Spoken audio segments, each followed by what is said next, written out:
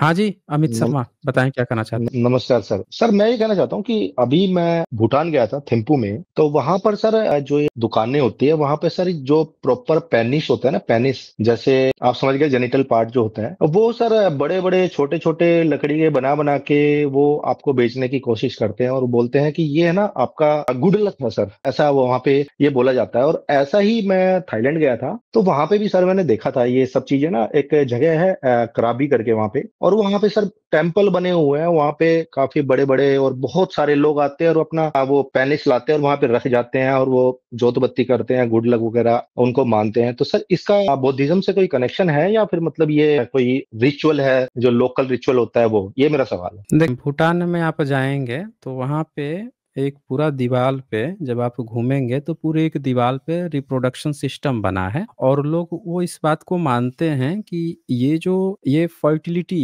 मानते हैं कि इससे जो है बच्चे पैदा होते हैं, उसको वहाँ पे वो अच्छा मानते हैं। और साथ में जो लोग वहाँ पे जाके शर्माते हैं, लजाते हैं, उनको वो बताते हैं कि इसमें शर्माने की बात नहीं है, ये सबके साथ होता है, ये रिप्रोडक्शन के लिए ये पूरा ये सिस्टम इस तरह से बना हुआ है। अगर आपको नहीं देखना है तो आप साइड से स्किप करके दूसरे तरफ से जा सकते हैं। उनके यहाँ इस तरह का कोई लुटेरा नहीं है कि वहां बैठ जाए कहे ला भाई यहाँ पे इसके ऊपर दूध डाल, और पूरा इसको जो है धो धा के या दूध जो है नाले में जाएगा। फिर वहां पे कोई ऐसा नहीं है कि ला के कहे कि फूल बत्ती इसके ऊपर चढ़ा तेरी कामना पूरी हो जाएगी। फिर कोई वहां पे ऐसा नहीं है ला भाई दान पेटी इसमें दान हमको डाल डाल के हमको जो है वो बनाते जा। फिर वहां कोई बैठ के उस पर कहानी नहीं बनाने वाला है कि इसकी क्यों महिमा है, इसका ये है, कोई ये पुराण है वो पुराण है, इस तरह का नहीं है। वहां पे उसको वो अपने कल्चर का एक पार्ट मानते हैं कि इंसान के जैसे बहुत सारे स्टेजेज आते हैं वैसे ही बच्चा पैदा होना भी एक स्टेज होता है, तो इसलिए उसमें वहां पे इस तरह से दिखाया जाता है।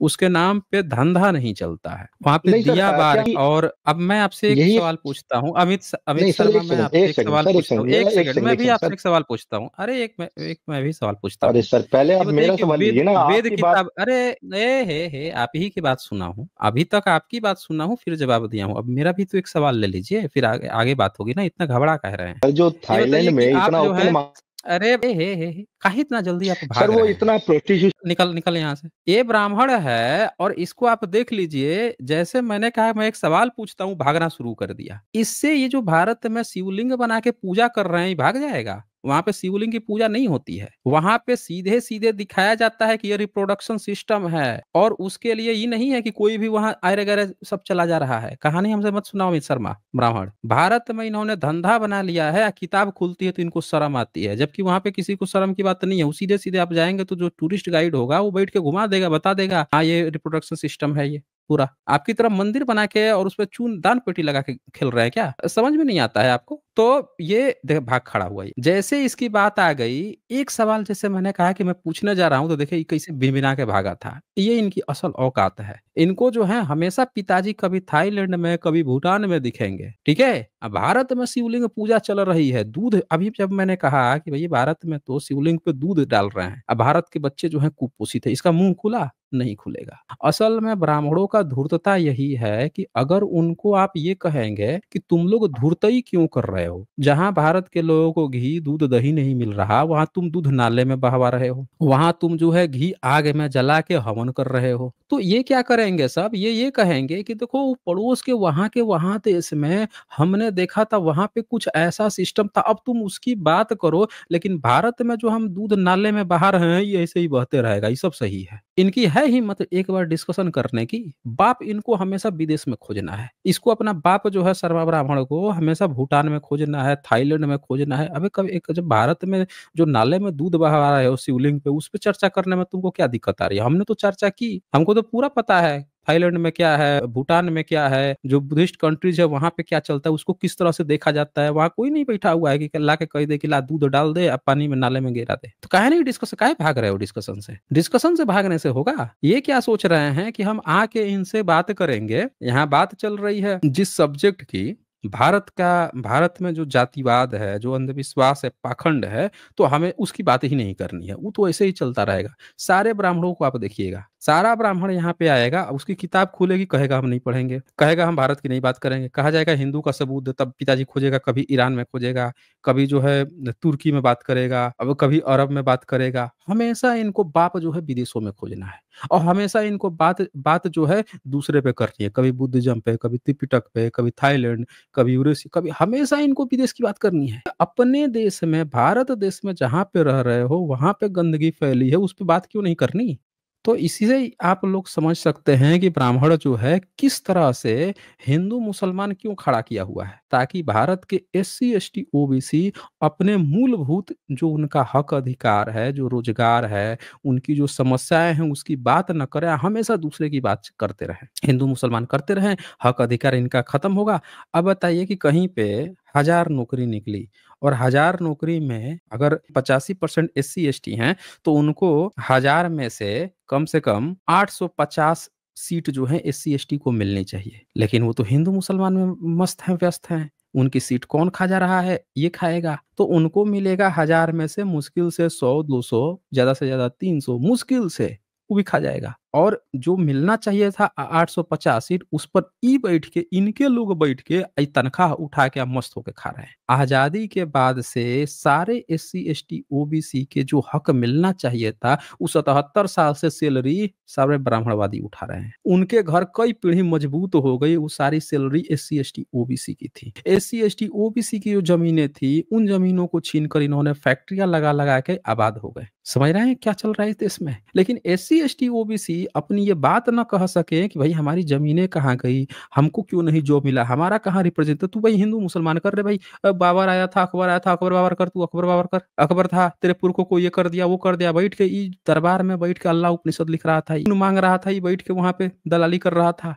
ये सब नहीं, तू हिंदू मुसलमान कर, हिंदू मुसलमान। तो जब भी आप देखिएगा, पूरा ये स्ट्रेटजी है सारे ब्राह्मणों की। जिस मुद्दे पर आप बात कर रहे होंगे उस मुद्दे पर वो बात ही नहीं करेगा, हमेशा आपसे उस मुद्दे को छोड़ के किसी और मुद्दे की बात करने की कोशिश करेगा। पकड़ लीजिए वहीं पे कि ये फंस गया, जैसे ही इधर उधर भागे तुरंत पकड़ लीजिए फंस गया। हाँ जी, ओम ठाकुर बताएं क्या कहना चाहते हैं। बहुत दिनों से सुन रहा हूँ, मेरे को लगता है 3-4 महीना हो गया। एक बार बीच में मैं बात कर चुका हूँ हमसे। ओके। सर अभी हमारे लोग का एक गुरु जी पहले रहते थे, तो हम लोग भी बहुत मानते थे गुरु जी के पहले। पर अब की बार जो गया मैं वहाँ पर, तो ऐसा हुआ कि मेरे वहाँ पर जो भाई लोग लगते हैं, तो उन्होंने बोले कि गुरु जी को जा करके आप बढ़िया से नहवा दो और वो कर दो। तो सर ये बातें मेरे जो आपकी बातें जो सुना था, मेरे को बहुत वो ये सब दिमाग बढ़ गया था। मैं बोला भाई जो गुरु जी को मैं क्यों लेके जाऊं नहाने के लिए, ये नहीं जा सकते हैं क्या नहाने के लिए? सर ऐसा हम्म। था कि वो गुरु जी ये सबको गुरुमुख हुए हैं ना सब लोग। तो ऐसा हुआ कि पहले जब गुरु जी आते थे तो उनको पैर धोते थे हम लोग, और पैर धो करके हम्म। वो पैर के धोआ हुआ वो जो पानी पीते थे। सर क्या करेंगे, पहले से माँ बाप ने जो सिस्टम जो सिखाए थे, और सर आपके जरिए ये ज्ञान हम लोग को मिला ना, तब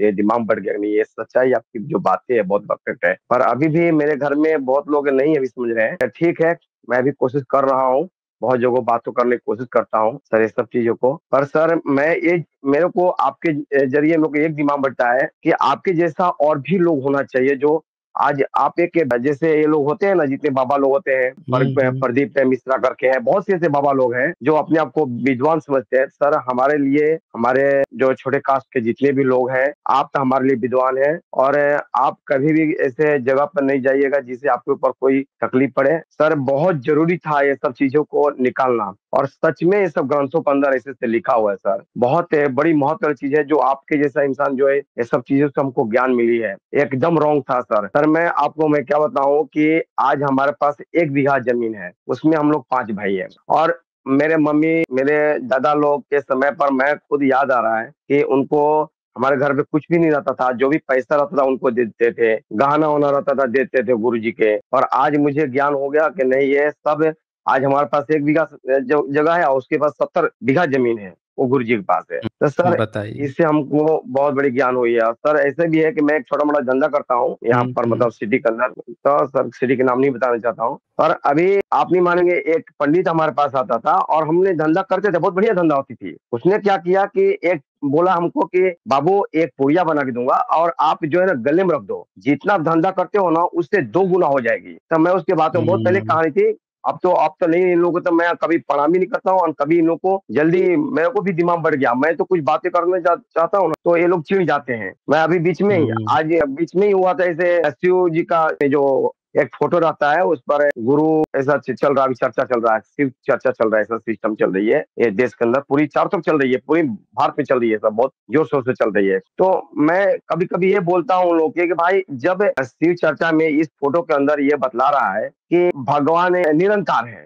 इसमें कोई आकार नहीं है, ये जितने भगवान है ये सब कहाँ के आ गए, जब भगवान निरंकारी है। इस फोटो के कहना में ही है कि इसके अंदर कुछ भगवान दिखता ही नहीं है, जब निरंकार है तो ये सब आकार कहाँ से है साहब, शिव जी के लिंग को पूजा करो, ये भगवान क्या हमको सिखाए हैं, तो वो लोग मेरे पे चिढ़ जाते हैं। अभी मैं बोलने में मैं भी डरता रहता हूँ सर, पर मैं आपकी बातों को सुन करके बराबर दिमाग बैठा लिया हूँ और मैं भी सोचता हूँ कि कुछ ना कुछ लोगों को धीरे धीरे 5 लोगों के भी मैं अपने अंडर करूँ, लोग समझे, ऐसे हो गए हैं 10 लोग तो हमारे अंडर हो गए, वो बराबर हम हमारे बात को समझ गए हैं कि सच तू बोल रहा है। मैं उन लोग भी आपका ये लिंक दे दिया हूँ, वो लोग भी सुनने लगे हैं अभी। सर ये बहुत बढ़िया है जो आपके जरिए ये सब ज्ञान मिली है, सच में ये सब अंदर जितने भी ग्रंथ है इसके अंदर गंदा गंदा लिखा हुआ है। और सर मैं एक चीज नहीं समझता हूँ कि इतने बड़े बड़े जो बाबा लोग बैठे हैं क्यों नहीं आकर डिबेट करते हैं आपसे, क्यों छुपे रहते हैं, इनको नहीं सुनाई पड़ता है, ये नहीं समझते हैं, ये तो यूट्यूब है, सबको मालूम होना चाहिए, तो क्यों नहीं मतलब आपसे डिबेट करना चाहते हैं, क्यों उनको डरते हैं क्या, उन बहुत बड़ी समस्या। और मैं आपको बता रहा था सर, जो वो बाबा जो हमको दिया, पंडित जो दिया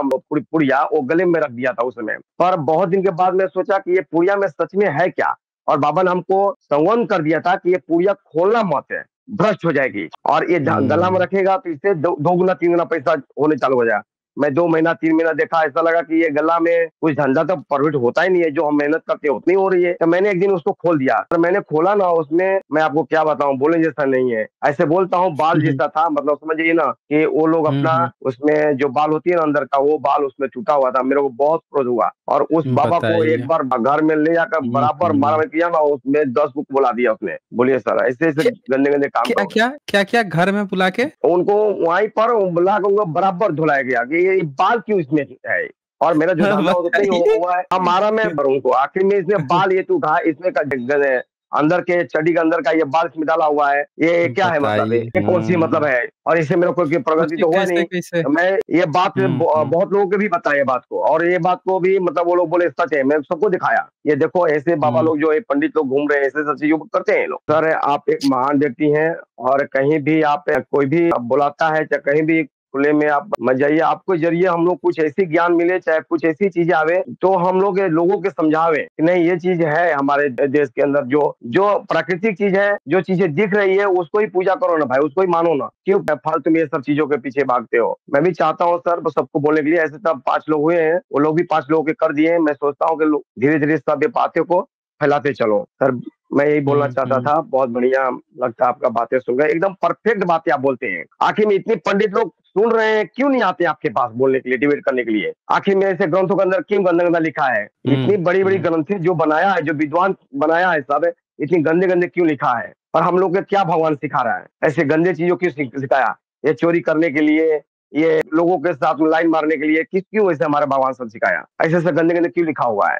आखिर में ये आप बाबा लोग भी सोचिए क्यों नहीं, उस बड़े बड़े जितने बाबा लोग हैं। हाँ सर। सोचिए उस लेखक के मन में क्या चल रहा होगा जो ऐसी ऐसी बातें लिख रहा होगा। सर फिर भी इन लोग सोचिए। को भी जो जो अभी जो सुन रहे हैं, इतने बड़े बड़े जो विद्वान लोग बैठे हैं, फिर भी उसको सपोर्ट करते हैं सर। उनको भी कुछ सोचना चाहिए कि ऐसे गंदे गंदे लिखा हुआ है तो और इंसान को क्या समझना चाहिए। आप नहीं मानेंगे, हमारे सूरत के अंदर एक प्रदीप मिश्रा करके आए थे, 17 लाख लोग आया था सर, पब्लिक देखने के लिए 17 लाख लोग आया था। 17 लाख में समझ जाइए कि 100 के हिसाब से भी गिनती कीजिए, अगर 100 लोग 100 रुपये भी कोई दिया होगा तो 17 लाख लोग कितनी पैसा लेके चला गया सर। आज वो व्यक्ति अरबों में है और ये इंसान सब पैसा देकर उसको विदाई कर दिया।